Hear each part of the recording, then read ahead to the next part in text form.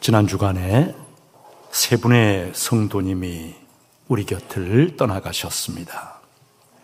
우리 이철 집사님의 유가족이 앞자리에 앉아 계십니다마는 우리 이철 집사님, 또 이문래 집사님, 그리고 어제는 최석조 집사님이 우리 곁을 떠나서 하늘나라로 돌아가셨습니다. 죽음은 우리가 생각하는 것보다 훨씬 우리 가까이에 있습니다. 내가 언제 어떻게 하나님의 부르심을 받을지 사실 아무도 모릅니다. 성도는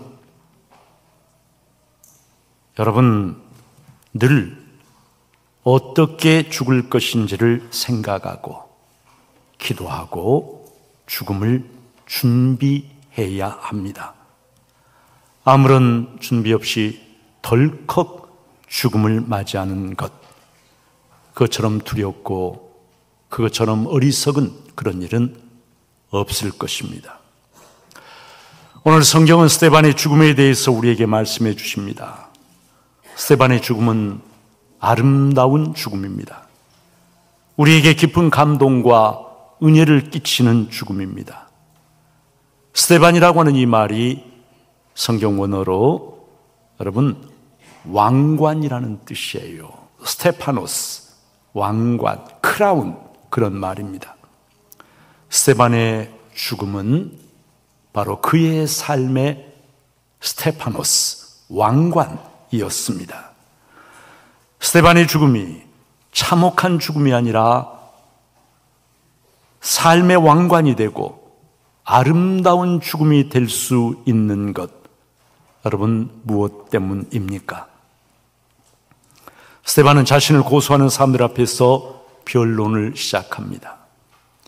그것은 자기의 목숨을 구하기 위한 변명이 아니라 고소하는 사람들에게 생명의 복음을 전하기 위한 열정적인 설교입니다. 스데반은 아브라함으로부터 시작되는 하나님의 구원 역사를 구약 성경에 근거해서 제시하면서 두 가지를 날카롭게 대비시키고 있어요. 하나님의 구원 역사, 이스라엘 백성의 역사를 통해서 그 구원의 역사를 이루어 가시는 하나님의 변함없는 신실하신 사랑과 그 하나님께 계속해서 불순종하고 거역하는 이스라엘 백성의 죄악된 모습, 이 두 가지를 날카롭게 대비시키고 있습니다. 이스라엘 백성은 율법을 받았지만 그러나 하나님의 율법의 말씀에 순종하지 않았습니다. 율법대로 살지 않았습니다. 도리어 그들은 우상을 숭배하면서도, 그러면서도 하나님이 예루살렘 성전 안에 계신다라고 그것을 자랑했습니다. 스데반은 48절에 보니까 그러나 지극히 높으신 이는 손으로 지은 곳에 계시지 않는다라고 분명하게 선언합니다. 또 51절에 보면 목이 곧고 마음과 귀에 할례를 받지 못한 사람들아, 너희도 너희 조상들과 같이 항상 성령을 거스른도다, 그들을 책망합니다. 스데반의 설교가 그들의 영혼을 정통으로 강타하여 그들의 양심에 고통을 불러일으켰어요. 그것을 54절에 보니까 그들이 이 말을 듣고 마음에 찔렸다라는 말로 표현을 하고 있습니다.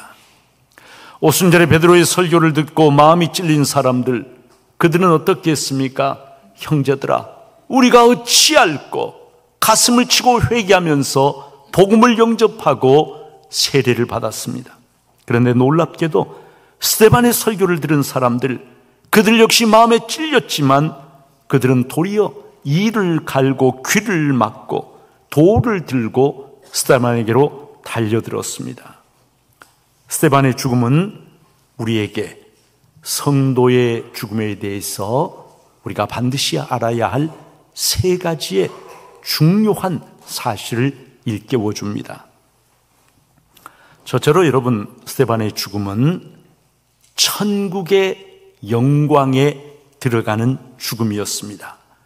55절 56절 말씀을 보니까 스데반이 성령 충만하여 하늘을 우러러 주목하여 하나님의 영광과 및 예수께서 하나님 우편에 서신 것을 보고 말하되, 보라, 하늘이 열리고 인자가 하나님 우편에 서신 것을 보노라.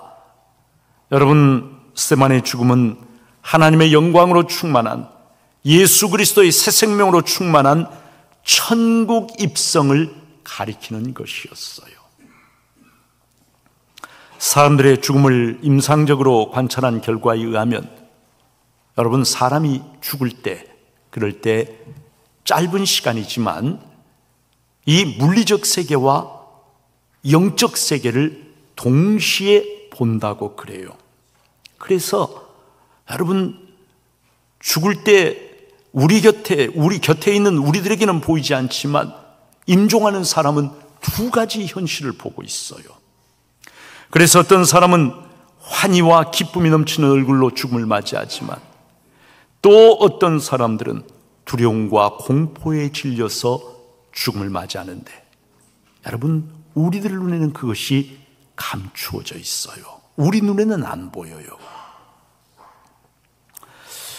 여러분, 19세기 위대한 부흥사였던 드와이트 무디, 마지막 순간에 이렇게 기뻐하며 외쳤다고 합니다.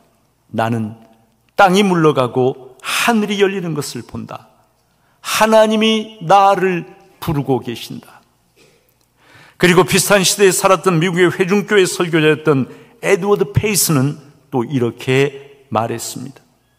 하늘의 도성이 내 시야에 들어온다. 그 영광이 나를 비추고 그 향기가 내게 풍겨오며 그 소리가 내 귀에 가득하고 그 기운이 내 마음속에 생기를 불어넣는구나. 왜 하나님께서 벌레 같은 나에게도 이런 빛을 비춰주시는 것일까? 그는 감격하며 환희에 차서 죽음을 맞이했습니다. 여러분, 그리스도인의 죽음은 바로 천국의 영광에 들어가는 것입니다. 여러분, 우리가 죽음을 준비하며 기도해야 한다고 하는 것이 무슨 뜻이냐면은, 바로 내가 천국의 영광에 들어가는 그런 감격과 기쁨을 가지고 죽음을 맞이할 수 있도록 여러분, 미리 우리가 기도하며 준비하며 믿음을 가지고 소망 중에 천국을 바라보아야 한다는 그러한 말입니다. 성도의 죽음은요, 바로 이 땅을 떠나서 영원한 천국의 영광으로 초청을 받는 것이에요. 여러분, 두 번째로 스데반의 죽음은 삶의 완성이었습니다. 대부분의 사람들에게 있어서 죽음은 삶의 종말입니다. 삶을 끝장내는 것입니다. 삶과 죽음은 정반대의 것입니다. 그러나 스데반에게 있어서 죽음은 삶의 종말이 아니라 그의 삶의 결론이고 그의 삶을 완성시켜주는 것이었습니다. 그가 믿고 고백하며 살아온 것들이 그대로 고스란히 죽음으로 이어집니다. 예수 그리스도를 주님으로 믿고 고백하며 살았습니다. 주님을 위해서 헌신하고 충성하며 살았습니다. 사람들에게 생명의 복음을 증거하며 살았습니다. 그 복음 때문에 죽음을 맞이하고 죽어가는 그 순간에도 주님의 모습을 보며 기뻐하는 죽음. 여러분, 이것은 삶의 종말이 아니고요, 이것은 삶의 완성이에요. 아름다운 완성이에요. 여러분, 죽음은 삶의 모든 것이 응축되는, 그래서 드러나는 그러한 것입니다. 우리가 이 땅에서 아무 준비 없이 제대로 살지 못하고 그냥 막 살면은요, 죽음이 어떻게 하냐면 막 죽게 됩니다. 그러나 이 땅에서 잘 준비하고 살면은요, 삶의 완성으로서 준비된 죽음을 맞이할 수가 있는 것이에요. 여러분, 아름답게 죽기 위한 전제 조건이 무엇일까요? 바로 아름답게 내가 사는 것입니다. 그래야 죽음이 삶의 종말이 아니라 뭐가 된다고요? 삶의 완성이 되고 결론이 된다는 것이에요. 미국의 어느 도시에서 1년만 더 살 수 있다면 당신은 무엇을 하겠습니까? 라는 이 물음의 콘테스트가 열렸는데 다음과 같은 대답이 1위를 차지했다고 합니다. 내가 만약 1년만 더 살 수 있다면 도우면서 1년, 베풀면서 1년, 사랑하며 1년, 축복하며 1년, 힘을 다해 선한 일을 하며 1년, 노래하며 1년, 웃으면서 1년, 하나님을 찬양하며 1년, 주님 앞에 섰을 때 칭찬받을 수 있도록 섬기면서 1년, 나는 그 1년의 하루하루를 이렇게 살겠습니다. 대답했다고 그래요. 성도 여러분, 사람들이 죽을 때 껄껄껄 하며 죽는다는 그런 말이 있어요. 통쾌하게 웃으며 죽는다는 그런 말이 아닙니다. 세 가지를 후회하며 죽는다는 말입니다. 좀 더 베풀 걸, 좀 더 사랑할 걸, 좀 더 즐겁게 살 걸. 여러분, 껄껄껄 후회하는 죽음이 되지 않도록 살아있을 때 하루하루 베풀면서 살고 사랑하며 살고 주님 안에서 기뻐하며 행복해하며 살아가는 우리 성도들이 되시기를 주님의 이름으로 축복합니다. 세 번째로 여러분, 스데반의 죽음은 용서와 사랑의 죽음이었습니다. 그는 돌에 맞아 죽으면서 60절에 보니까 무릎을 꿇고 크게 불러 이르되 주여 이 죄를 그들에게 돌리지 마옵소서, 이 말을 하고 자니라. 이렇게 성경이 그의 마지막을 묘사하고 있습니다. 자기에게 이를 갈며 돌을 던지는 사람들을 향해서 스데반은 분노와 징후, 정죄가 아니라 도리어 용서와 사랑을 선포합니다. 스데반의 죽음은 예수님의 죽음을 닮은 그런 죽음이에요. 예수님은 십자가의 고통 가운데서도 아버지 저들을 사하여 주옵소서, 자기들이 하는 것을 알지 못함이니이다. 자신을 십자가에 못 박고 조롱하는 사람들을 향해서 아버지 하나님의 용서를 간절하게 기도하셨습니다. 자기를 십자가에 못 박는 사람들을 향한 애끓는 사랑, 그들을 불쌍히 여기는 사랑, 십자가의 본질을 보여주시는 그런 사랑을 보여주셨습니다. 성도 여러분, 우리가 세상을 떠날 때 그때는 모든 것을 잘 마무리하고 가볍게 떠나야 합니다. 여전히 마음속에 무거운 것들을 가득 안고 떠나는 것은 불행한 일입니다. 가볍게. 여러분, 가볍게 떠나려면 어떻게 해야 할까요? 용서해야 할 사람 용서하고, 내가 잘못한 사람에게는 용서를 구하고, 화해하지 못했던 사람에게 미리 손 내밀고 화해하고, 가까이 있지만 내가 사랑하지 못했던 사람들 좀 더 사랑하고, 고맙다는 말 하지 못했던 사람들에게 고마웠다, 당신 때문에 내가 행복했다, 진심으로 고마워하고, 그리고 축복하면서, 여러분, 마음에 응어리진 것 없이 다 내려놓고 훌훌 가벼운 모습으로 천국으로 떠나야 하는 거예요. 다 아름다워야 하지만 여러분, 특별히 마지막이 아름다운 사람이 되어야 합니다. 떠나가는 뒷모습이 아름다워야 돼요. 오래 기억되도록, 그래, 그분 떠나가시는 모습이 참 아름다웠어, 기억되도록 향기롭게 떠나는 것을 여러분 준비하고 그리고 훈련을 해야 하는 거예요.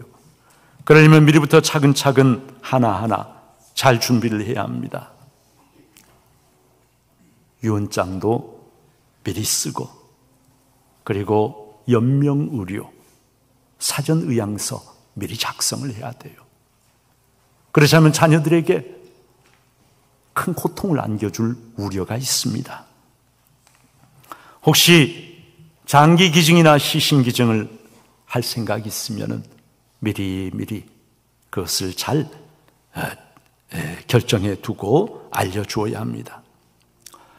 어떤 이는 심지어는 자신의 장례식장과 장례식에서 부를 찬송가까지 미리 다 정해 두기도 한다고 그래요. 다 정리하고 여러분 훌훌 털어버리고 마지막에는 딱 한 가지만 있으면 돼요. 무엇일까요? 바로 우리 주님의 십자가 하나만 붙잡고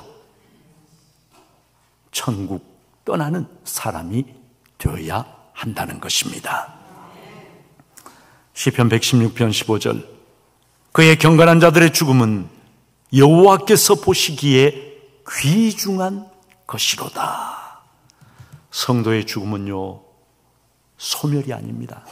사라져 없어져 버리는 것이 아닙니다. 멸망이 아닙니다.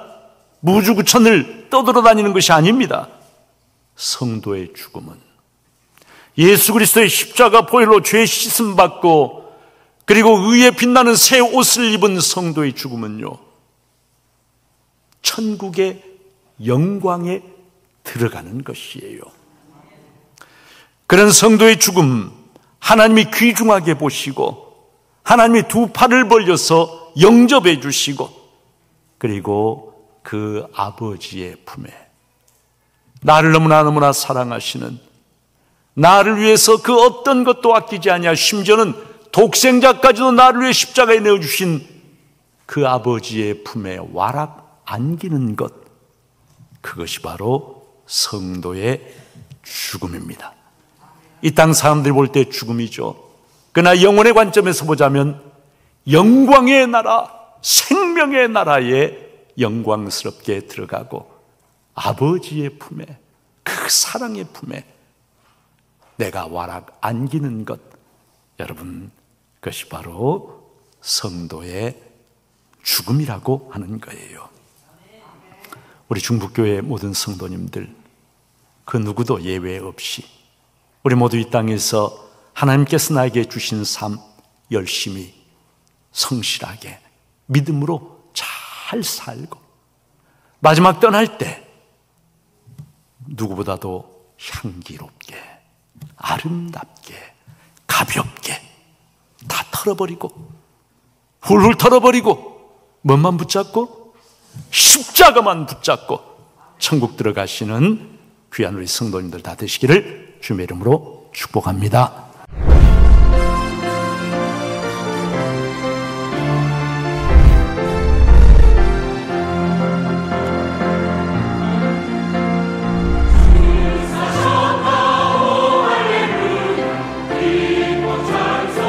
주님께서 죄와 사망의 권세를 깨뜨리고 부활하셔서 우리들의 영원한 참 소망이 되어주셨습니다. 부활의 기쁨과 감격을 같이 나누고 코로나로 인해서 무기력해진 우리들의 신앙을 다시 일으켜 세우기 위해서 전주시 기독교연합회에서 부활절 새벽 연합 예배를 드립니다. 3월 31일 새벽 5시 실내 체육관입니다. 부활의 능력으로 부흥의 새벽을 깨우는 성도가 됩시다. 성도 여러분을 기쁜 마음으로 이 연합 예배에 초청합니다.